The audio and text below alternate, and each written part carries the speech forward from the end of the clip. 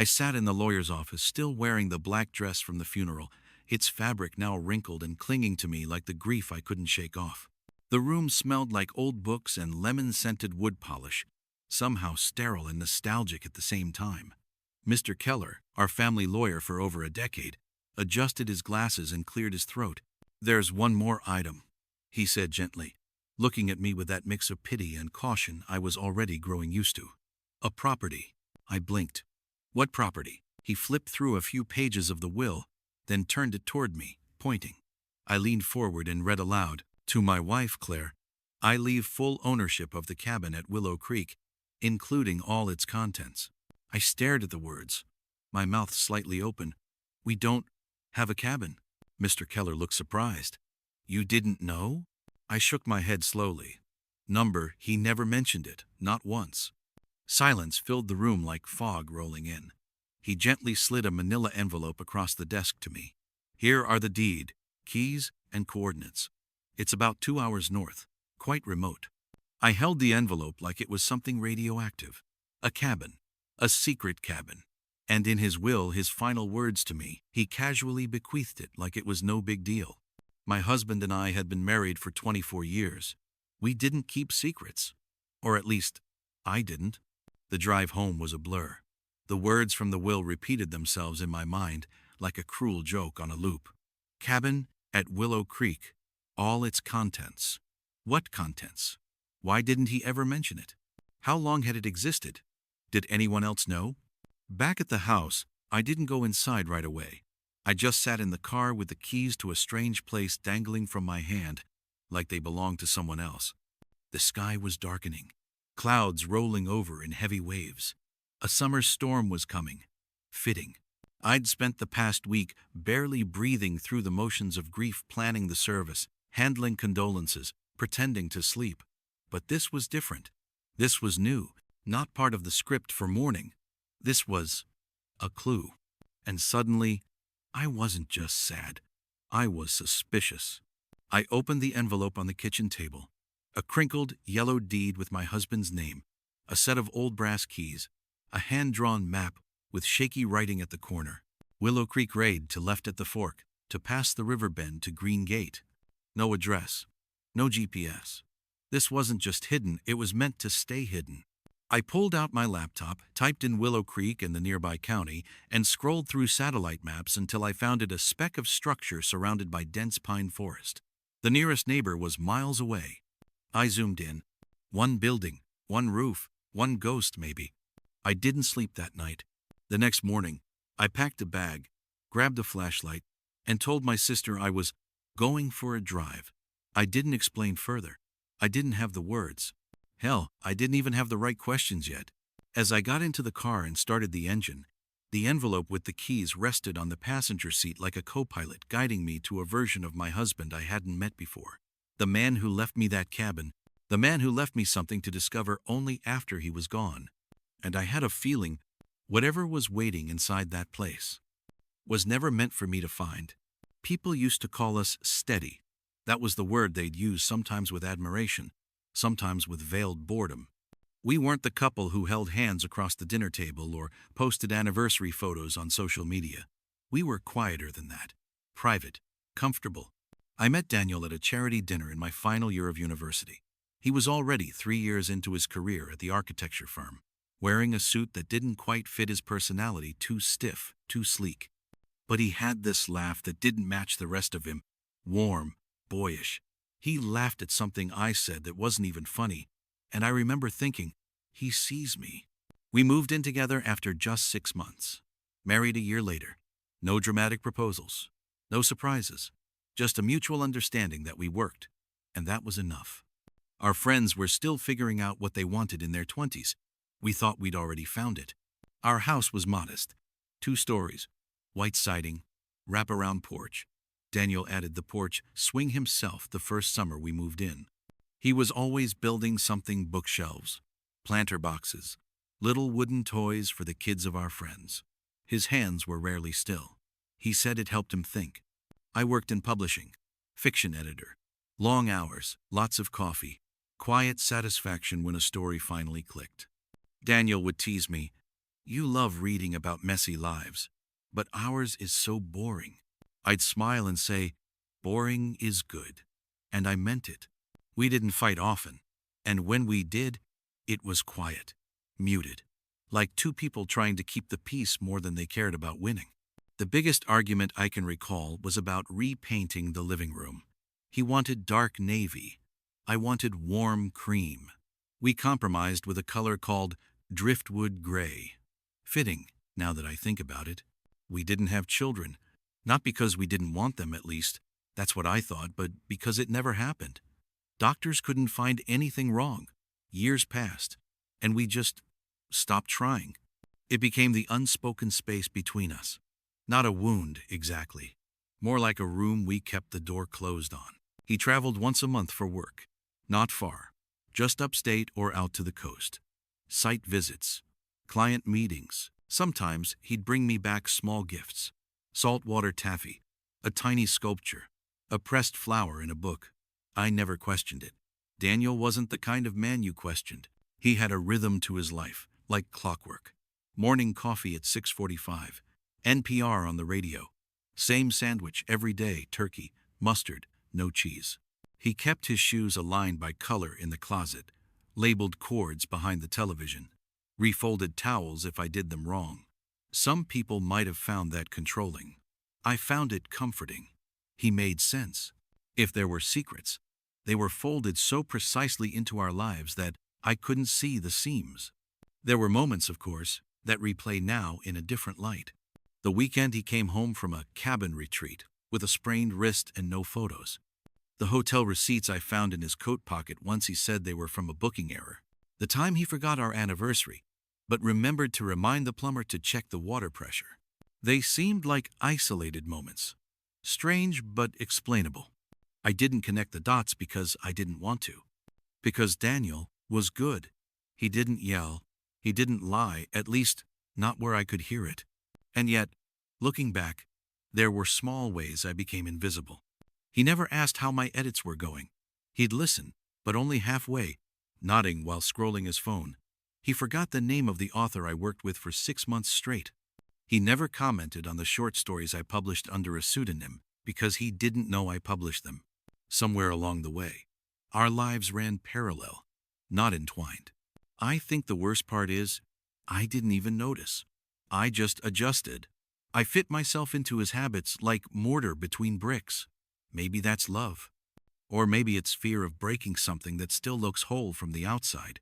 At his funeral, people stood up and called him loyal, dependable, devoted. They said I was lucky, that I had something rare. And I believed them. I really did. Until the will. Until the cabin. Until I realized that somewhere in those steady rhythms and familiar silences, Daniel had carved out a world where I didn't exist. The first time I remember feeling something was off, it was subtle, so faint that I dismissed it before it could fully register. Daniel had come home from one of his work trips with a cut on his cheek.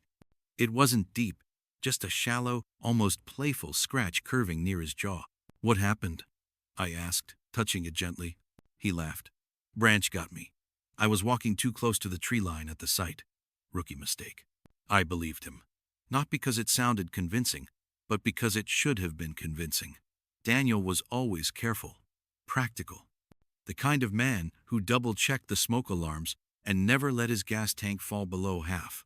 A scratch from a branch? Odd, but fine. It was just one of many stories that slid by without resistance.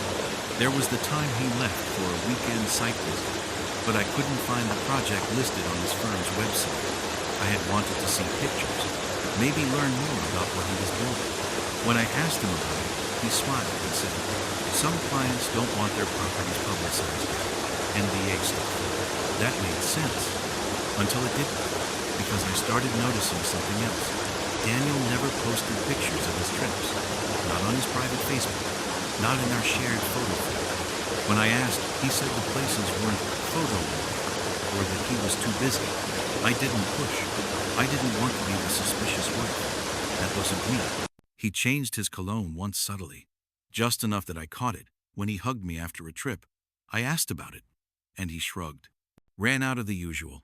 This one was on sale at the hotel gift shop. But it didn't smell like a random gift shop bottle. It smelled intentional, warmer, muskier, seductive. Then came the texts, or rather, the ones I didn't see. Daniel was always careful with his phone. Not obsessive, but private. He kept it on silent and face down. If I picked it up to hand it to him, he'd take it quickly, smoothly, like muscle memory. Once, I walked into the room and saw him delete a message before locking the screen. He noticed me watching and smiled. "Spam," he said like it was nothing. My stomach twisted, but I nodded. Of course. Spam. Looking back, I remember the rhythms of his trips changing. They became more frequent, sometimes just day trips, sometimes overnight. He always gave me the itinerary, always told me the same thing. Back by Monday. And he always was. He never lied about that. But one Sunday night, he came home late, nearly midnight. He looked exhausted but wired. He hugged me, held me a little longer than usual. I asked if something happened, and he paused. Just a beat. Just a long drive. Bad traffic. That night, he couldn't sleep. I found him sitting in the dark living room at 3 a.m., staring out the window. "You okay?" I whispered. He nodded. "Just thinking." I didn't ask what about. There were receipts I found in his coat pocket. One from a bakery we'd never been to. One from a small gas station 2 towns over, not on the route he'd said he was taking. I showed him the bakery receipt. "I grabbed something quick between meetings," he said. "But this is from Woodgrove. Client changed the meeting spot last minute." Always calm. Always collected. It was like trying to catch smoke. By the time I questioned anything, the explanation was already waiting. I remember the last birthday we celebrated together. He bought me a necklace, silver, minimalist. It was lovely. But I'd mentioned months earlier how I loved vintage lockets, especially the ones with photos inside. He had smiled when I said that, nodded, but he didn't remember, or didn't care. When I opened the box and saw the modern design, I smiled and kissed his cheek, pretending to love it. I told myself the gesture mattered more than the detail. But that night, I found a receipt for a different necklace from the same store dated the day before. Not mina. A different design. A different price. More expensive. I never asked him about it. I was afraid of the answer. And then there was the drawer. Bottom left, in the desk in the spare room. He used it for old tech gadgets and loose cables. I rarely touched it. But one day, I was looking for an extra phone charger. I pulled it open and found a phone I didn't recognize. Old, outdated. The battery was dead. I plugged it in. There were no messages, no call logs, everything wiped clean. Except the photos. Just 3. One was of a forest, one of a porch with green railings, and one of Daniel. He was sitting on the steps of a cabin, smiling, not at the camera, at someone just outside the frame. I didn't say anything. I should have. But I didn't. I tucked the phone back in, closed the drawer, and told myself it was probably an old job site. Maybe a rental. Maybe something innocent.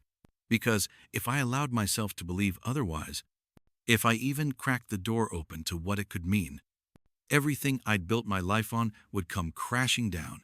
So I let it sit there, in the drawer, in my mind, in my marriage, until the will, until the cabin was no longer a photo on an old phone, but a real place. Waiting. The road to Willow Creek wasn't paved. After 2 hours of winding highways and back roads, the directions turned vague, just like the map Daniel had drawn. I passed a rusted mailbox half swallowed by vines, a crooked wooden sign nailed to a tree, private property, keep out. The gravel gave way to dirt, then mud, then nothing but narrow tire tracks cutting through pine needles. I almost turned around twice. The woods pressed in on both sides, thick and alive. Trees arched overhead like cathedral walls, their canopies turning the daylight a strange green-gray. There was no cell signal, no landmarks, just that gut-deep sensation I was trespassing into something ancient, something meant to stay hidden. But I kept driving. When I finally saw the green gate, it felt less like arrival and more like discovery. The cabin was intact. Not abandoned, not dusty, not covered in cobwebs like a forgotten movie set. It looked lived in, recently, actively. There were no signs of decay. The front steps were swept clean. A stack of chopped firewood was neatly arranged against the siding. The windows were clean. A hummingbird feeder dangled from the porch roof, still half full. I stood there for a long time before unlocking the door. The key slid in easily. Familiar. Like it had done this many times before. Inside, it smelled like cedar and fabric softener. There was a coat hung neatly by the door, a denim jacket. Not Daniel's, too small. A woman's. A framed photograph sat on a side table, not one I recognized. Daniel was in it, yes. He was younger, smiling, wearing hiking boots and sunglasses, squinting into sunlight. Beside him stood a woman with long auburn hair, her hand resting gently on his chest. They looked easy together, like a habit, like home. And in front of them, seated cross-legged on the grass, was a little boy, maybe 5 or 6, smiling wide, missing a front tooth. His hair was the same chestnut shade as Daniel's plans. His eyes were mine. No, not mine. But so close, I felt something twist in my gut. I walked through the living room like a thief. The furniture was rustic but curated. A plaid throw draped over the couch. Bookshelves with novels and family photo albums. On the wall, a handmade growth chart carved into a wooden beam. Ben, age 3. Ben, age 7. All the way up to Ben, 16. My hands started to shake. The kitchen was stocked. Fresh bread in a ceramic tin. Half a gallon of milk in the fridge. The expiration date was less than a week away. This place wasn't a secret retreat. It was a second home. And I was a guest. Not the owner. Not even the intruder. Just someone on the outside. In the bedroom, the bed was made. Neat, crisp corners. 2 pillows, one with a slight indent, the other untouched. The closet held only women's clothes and some boys' jackets. Daniel's things were missing. Or maybe, and never kept here. Like he belonged, but didn't live. A desk sat under the window, facing the trees. On top was a photo frame made of popsicle sticks, painted red and blue. The picture inside showed Daniel and the boy, again this time, building something. A birdhouse, I thought. Their hands covered in blue, smiling like they had the whole world to themselves. Inside the drawer was a folder, manila, labeled in his handwriting, Ben. For later, I opened it slowly, like it might burn me. Inside were printouts, emails, receipts, notes, everything organized by year. An email to a woman named Rachel, arranging weekends. Medical records for a child listed as Benjamin Archer. A bank account under a trust I'd never seen. A lease renewal for the cabin. A note. For college, start saving by 13. Don't let him know it's already paid. At the back of the folder was a letter, unsealed, written on thick stationery in Daniel's unmistakable script. To my son, I hope someday you'll read this with kindness. I don't know what you'll be told, or how much you'll understand, but I need you to know none of this was because I didn't love you. It was because I couldn't be everywhere at once. You didn't ask for the circumstances of your birth, but I chose you. Every time I came back here, I chose you. Forgive me for what I couldn't give, and remember me for what I tried to. Dad. I read it 3 times before I could breathe again. I sat on the edge of the bed, folder still open in my lap, and looked around at the pieces of a life that had been lived alongside mine, parallel, but never intersecting. Daniel had a son, a child I'd never heard of, a whole second family, not in the dramatic, movie-style affair kind of way, but in the slow, deliberate, crafted kind of way. This wasn't a mistake. This was built, layered, funded, protected. There was one final object beneath the folder, a red plastic lunchbox. Inside, a stack of drawings, crayon scribbles of a cabin, a man and a boy fishing, stick figures with speech bubbles. Daddy, me, Rachel. The boy had drawn his world, his truth, his normal. I wasn't in it, not even once. I stood up and walked to the front door, opened it, and stepped onto the porch. The forest was still, So quiet it felt rehearsed. I wasn't crying. Not yet. But I understood something very clearly in that moment. The man I'd buried last week was only half of who he really was. And the other half had lived here, loved here, left me behind long before he ever died. That night, I stayed in the cabin. I hadn't planned to, but I couldn't make myself leave. The air smelled like pine and clean sheets. I sat on the couch with the manila folder in my lap, flipping through the documents like they might reorder reality if I just read them one more time. The photographs were what haunted me most. They weren't hidden. They weren't kept in a safe or locked drawer. They were displayed on end tables, shelves, the walls.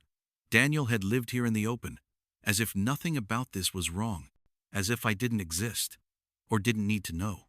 And the woman Rachel was in every one of them.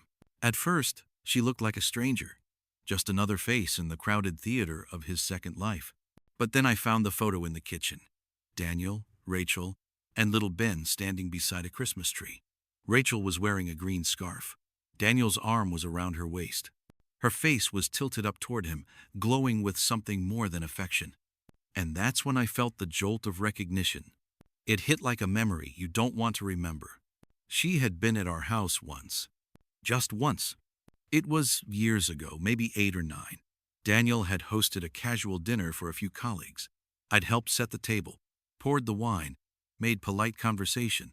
I remember a red-haired woman with quiet eyes and a soft voice.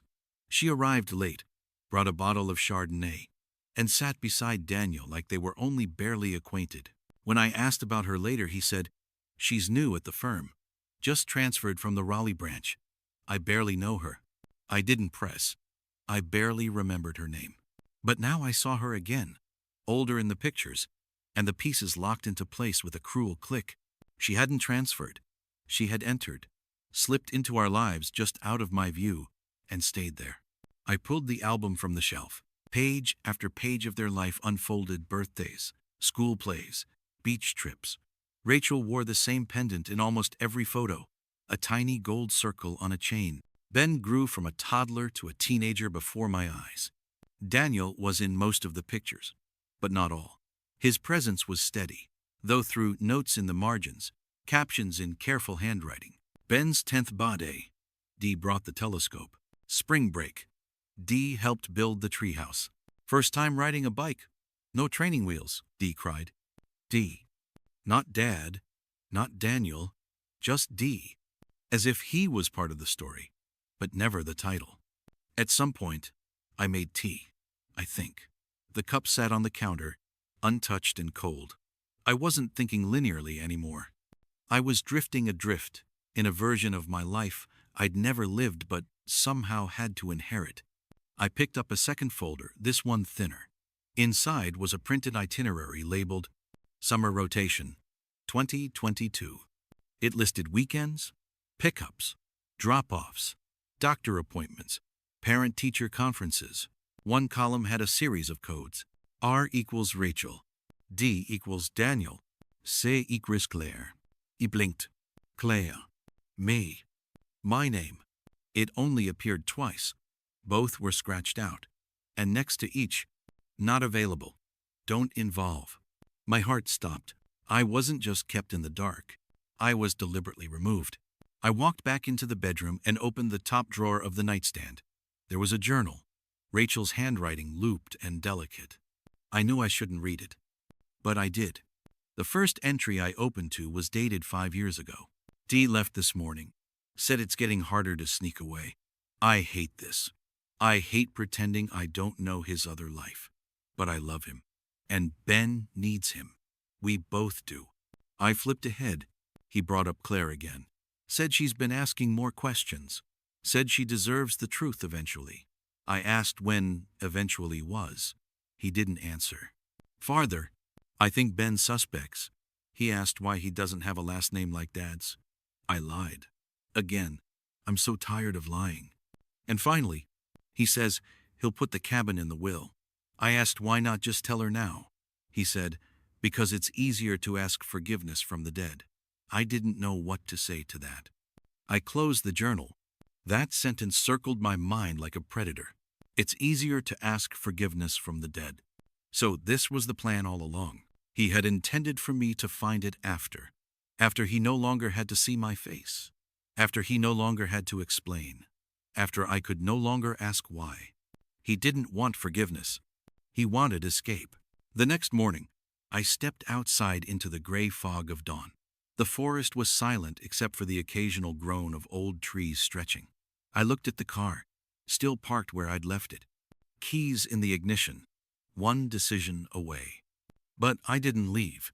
I turned back toward the cabin. There was still more. A desk in the loft. A wooden box tucked beneath. Locked. It had no key. Just a simple clasp, reinforced with time. I pried it open with a screwdriver I found in the kitchen drawer. Inside, there was a bundle of letters, tied with twine, each labeled by year, addressed to one person. To Ben. Open when you're ready. I didn't cry. I thought I would. I thought finding a stack of letters from my dead husband to the son I never knew existed would break me open in some cinematic, devastating way. But I didn't cry. I became sharp, a version of myself I barely recognized. The woman who once folded Daniel's laundry with quiet affection now sat cross-legged on the wooden floor of a stranger's loft, sorting through the contents of a life she'd never been allowed to enter, cataloging, memorizing, preparing. The letters were dated from over a decade ago, one each year. Daniel's handwriting was familiar and neat, the slanted cursive I'd watched him use on grocery lists and holiday cards. Ben, if you're reading this, it means you're older now. Maybe curious, maybe angry. I hope not. But I've learned that life rarely lets us control how others remember us. Each letter was some mix of confession, apology, and reflection.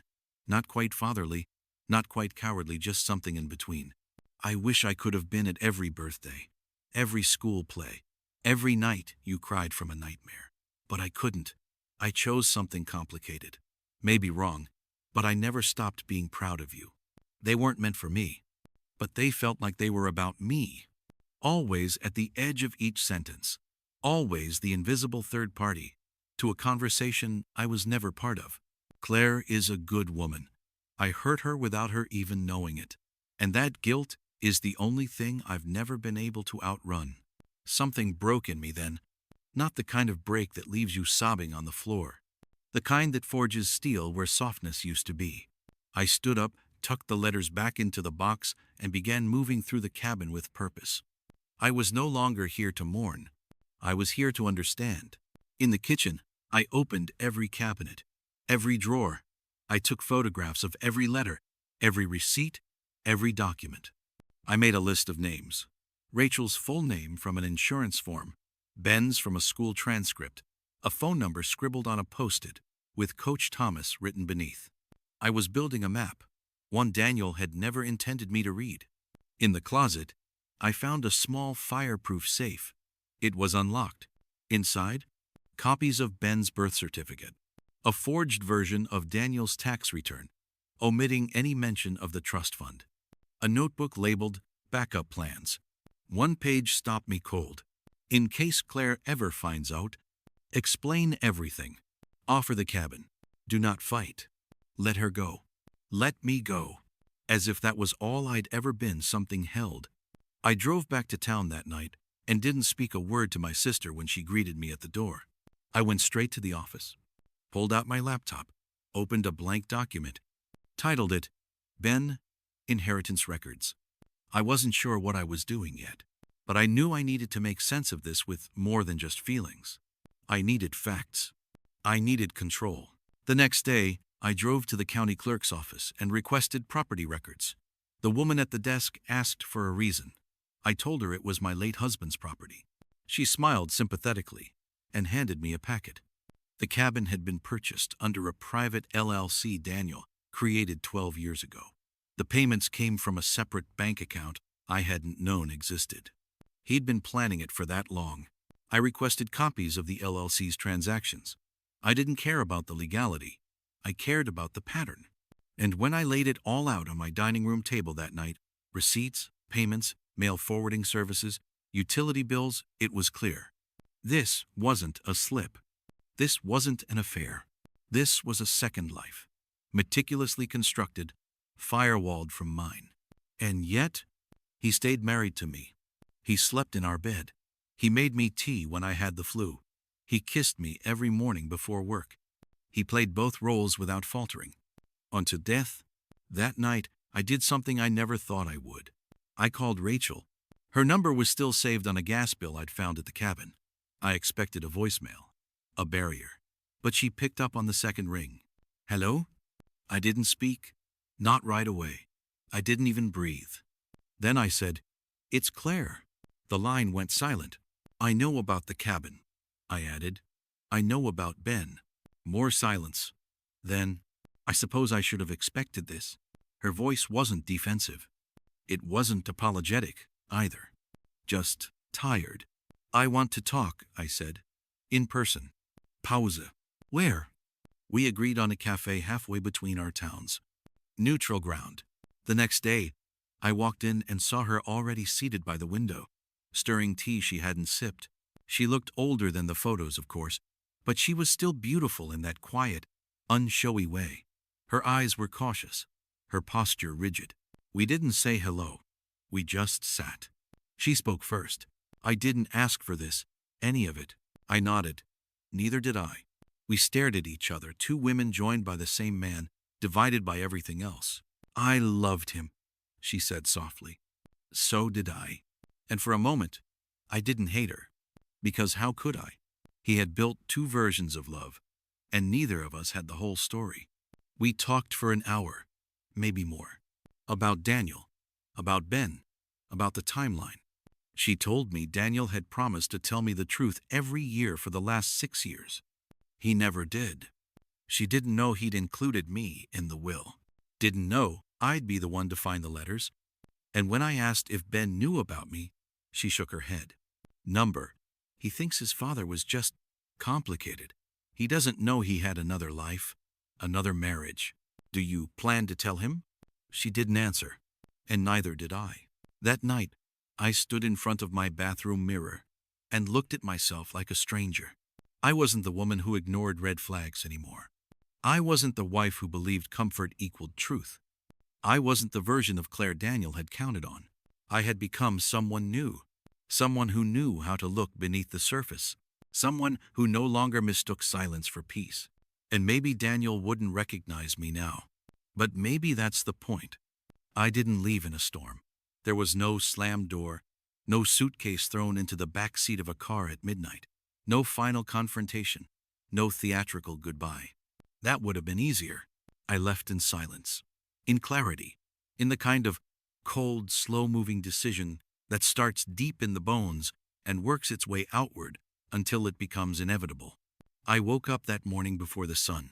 The house, our house, was still. Too still.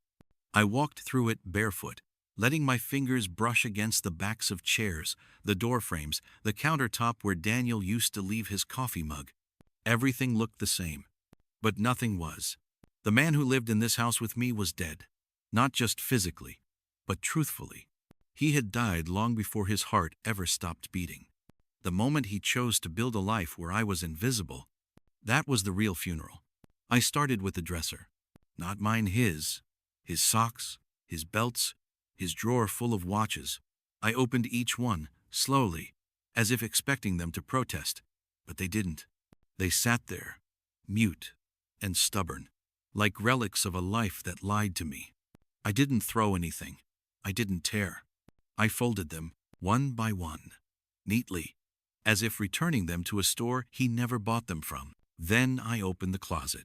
The suits still hung in order: navy, gray, charcoal. The ties matched perfectly.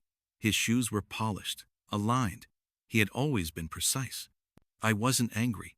I was surgical. I packed everything into boxes, labeled by category. I didn't keep a single piece of his clothing, not because I hated him, but because I didn't know who he really was anymore, and I refused to preserve the costume. I moved on to the office. That's where I found the second phone, the one I hadn't seen before. It was newer than the first, hidden beneath a stack of folders in the filing cabinet. This one still had battery. This one wasn't wiped. I opened it. No lock screen. It was full of texts. To Rachel. To someone named MT. Later I'd realized that was likely a lawyer. But what stopped me was the thread titled, Ben. Happy 14th, buddy. Sorry I couldn't make the game. I'm proud of you. Don't forget to keep up with piano. It's part of what makes you, you. I miss you more than you know. I read every message, every photo. Birthday cakes I'd never baked. Trips I'd never been told about.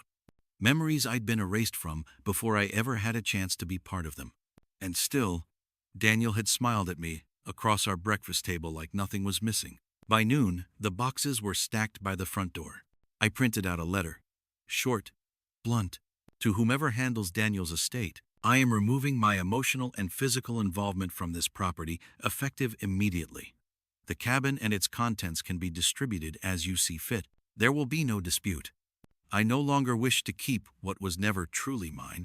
I folded it and placed it in an envelope, sealing it with tape. Then I grabbed my keys. But before I left, I walked into our bedroom one last time. Not for closure. For confirmation. I stood there staring at the bed we once shared. And I realized this room had never held the truth. Only the echo of a version of him I was meant to believe in. I didn't take much. Just a single box. My journal. A few photographs of my childhood. My mother's necklace. One coffee mug mine, not his. I didn't need anything else. Not anymore. I drove without music. Just the sound of the road. The rhythm of tires against asphalt. The pulse of my own breath as steady as I could manage. I didn't know where I was going. Just away. Forward. Somewhere I chose. That night, I checked into a small inn by the coast. The woman at the front desk asked if I was in town for work or vacation. I looked at her for a moment and then said, "Neither. Just passing through." She smiled like that made perfect sense. I sat on the bed and stared out at the sea. No more wondering. No more digging. The truth was out. The lies were named. The mask had been peeled back. And all that remained was me. Just me. Finally, I thought it would end with silence. That after I left, the ghosts would settle. That there'd be no more surprises, no echoes of Daniel's life reaching back to find me. I had closed the door. I had driven away. But some stories don't end when you stop reading them. They find new narrators. It started with a letter. Handwritten. No return address. Just my name on the envelope. In Daniel's unmistakable script. I stared at it on my new apartment's kitchen table for hours before opening it. I wasn't ready. But I wasn't the kind of person who left things unread anymore. Inside was a single page. Claire? If you're reading this, it means I never got the chance to say goodbye the right way. Maybe I didn't deserve to. But I owe you more than silence. I know now that I was cruel in my kindness. That omission is still betrayal. That building a second life doesn't erase the first. I didn't stay with you because it was easier. I stayed because I loved you, and because part of me believed I could protect both worlds. I see now what a lie that was. If I could undo it, I would. But if I can't, then I'll leave you the only thing I have left. The truth. Please read the file labeled Legacy. It explains more than I ever could in this letter. No signature. Just that final instruction. My hands were shaking when I went to the last box I hadn't unpacked. The one with the files from the cabin. Buried at the bottom was a red folder I hadn't noticed before. Titled Legacy. Inside were 4 documents. A revised version of his will never filed, but signed. A draft letter to Ben. A personal statement. A therapist note, dated 2 years before his death. The will named Ben as a partial beneficiary, only if he was legally acknowledged. There was a clause about the cabin transferring fully to Ben once he turned 18. Another clause stated that Rachel has no legal claim or expectation to the estate. It was messy. Incomplete. But it showed one thing clearly. Daniel had finally intended to stop hiding. He had written this will 4 months before his death. The letter to Ben was different from the others. Longer. Sharper. Less poetic. More accountable. You'll hear things about me, Ben. Maybe from your mom. Maybe from Claire. Maybe from no one. I want you to know I never planned to hurt anyone. But that doesn't mean I didn't. You have the right to be angry. You also have the right to know where you came from, not a secret, not a scandal, but from a choice that I failed to take responsibility for. I loved your mother. I loved Claire. But I failed them both in different ways. And you deserved a father who didn't live in fractions. The personal statement read like something meant for a courtroom, or maybe a confession booth. Daniel wrote about fear, about being young and stupid, about how Rachel had gotten pregnant during a moment of weakness, how he promised to be there, but never meant to stay, how it got out of control but also felt like peace. He described it like a split in the universe, one where he was Daniel, the architect, the husband, the solid man, and one where he was just dad, to a boy who looked at him like a miracle. The therapist's note was brief. It acknowledged Daniel's dual life, his compartmentalization, his guilt. But one sentence leapt off the page. Patient is aware that disclosure is inevitable and yet continues to postpone in hopes of controlling the fallout. Admits to romanticizing both narratives. Romanticizing. He thought this was a story he could write both endings to. He thought he could rewrite me. I sat in that apartment folder open on my lap, hours ticking by. I should have felt vindicated. But all I felt was tired. Because this wasn't closure. This was Daniel trying to edit his legacy from beyond the grave. He couldn't bear the silence he left behind, so he tried to fill it, to explain, to shape my memory of him like blueprints on a table. But it was too late. I wasn't building cathedrals anymore. I was burning foundations. Later that week, I received a phone call from Rachel. She sounded hesitant. "Ben's asking questions," she said.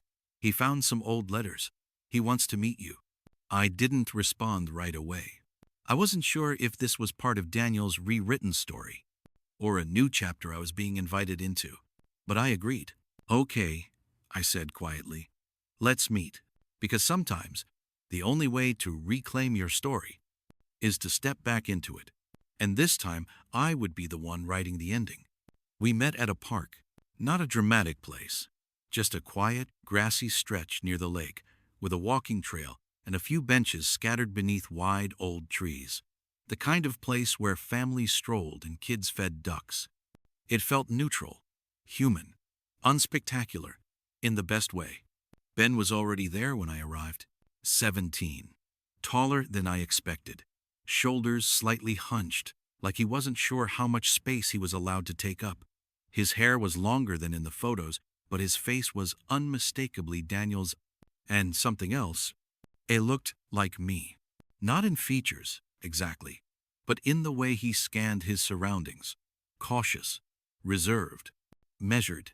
He stood when he saw me. Didn't smile. Didn't speak right away. Rachel stood a few feet behind him, arms folded, watching carefully, but without interference. I approached slowly. "Hi," I said. "Ben?" He nodded. "You're Claire." It wasn't a question. It wasn't an accusation. Just a fact. We sat on a bench facing the lake. The air between us was fragile, like if either of us spoke too loudly, the entire moment would splinter. He finally broke the silence. "My mom told me a little, but I wanted to hear it from you." I looked at him. He didn't seem angry, just curious, and older than his years. "I was married to your father," I said softly, "for 24 years. He nodded. He never talked about it. I mean, he mentioned he had a past, but it was like vague, like something he didn't want to mess up. I let out a breath I hadn't realized I was holding. "He wasn't a bad man," I said, "but he made choices that hurt people, deeply." Ben looked at the lake. "Did he love you?" I paused. "Yes, I think he did. In his way." "Did he love my mom?" "Yes." That seemed to satisfy something in him, though I couldn't tell if it was relief or confusion. There was a long silence. Then he said, "Do you hate me?" The question caught me so off guard, I flinched. "No," I said too fast, too fiercely. "God, no, you didn't do anything wrong, but I'm the reason he—" "No," I interrupted.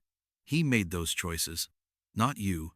Don't carry that." He looked at me again, his eyes suddenly glassy. Sometimes I wonder if he'd still be alive, if things were different. I shook my head.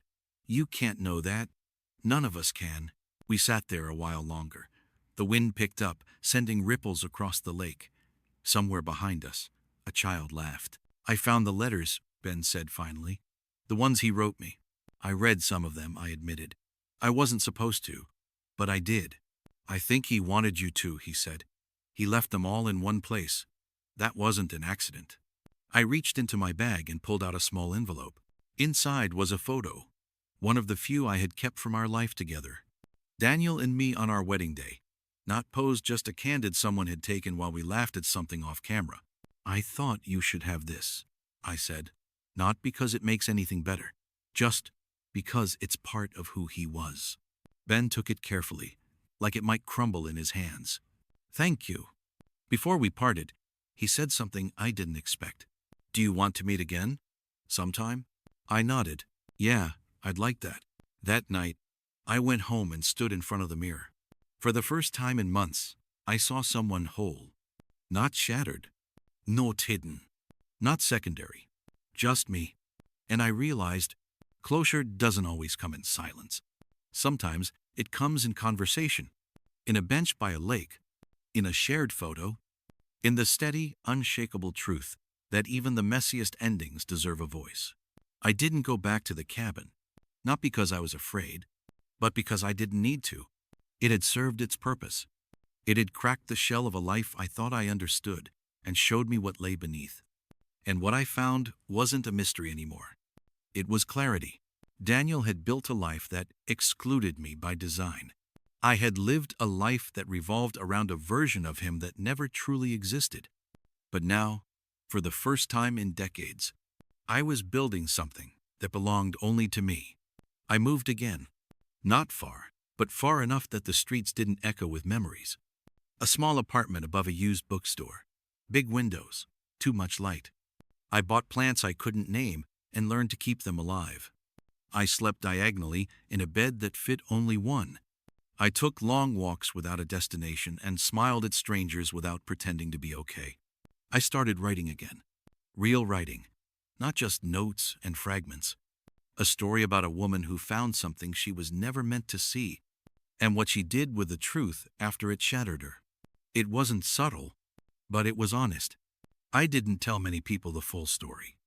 Not because I was ashamed, but because not everyone deserves access to your most broken parts. The people who stayed didn't ask for details. They just listened when I chose to speak. And sometimes, that was enough. Ben and I met again. He told me about his music, about college plans, about how he was thinking of changing his last name not to mine or to Daniel's, but something entirely new. I told him that sounded brave. He said it sounded terrifying. We both laughed. Sometimes we sat in silence. Not the heavy kind, the healing kind. He didn't call me Mom. I didn't want him to. But he told me once, "You're part of my story now." And that was more than enough. One rainy afternoon, I opened Daniel's last letter again. I didn't read it with anger this time, just acceptance. He had loved me in the way he could. He had failed me in the ways that mattered. And I had survived both. That was my legacy. There's something strange about freedom after betrayal. It's quiet. It doesn't announce itself with fireworks or revelations. It arrives slowly. In the way your chest no longer tightens when you pass his favorite cafe. In the moment you realize you haven't cried in weeks. In the sound of your own name said out loud without the weight of someone else's shadow attached to it. I used to think the worst thing that could happen was being lied to. Now I know. The worst thing is building your life around someone else's story and never writing your own. But I'm writing now. And this time, I'm the only author.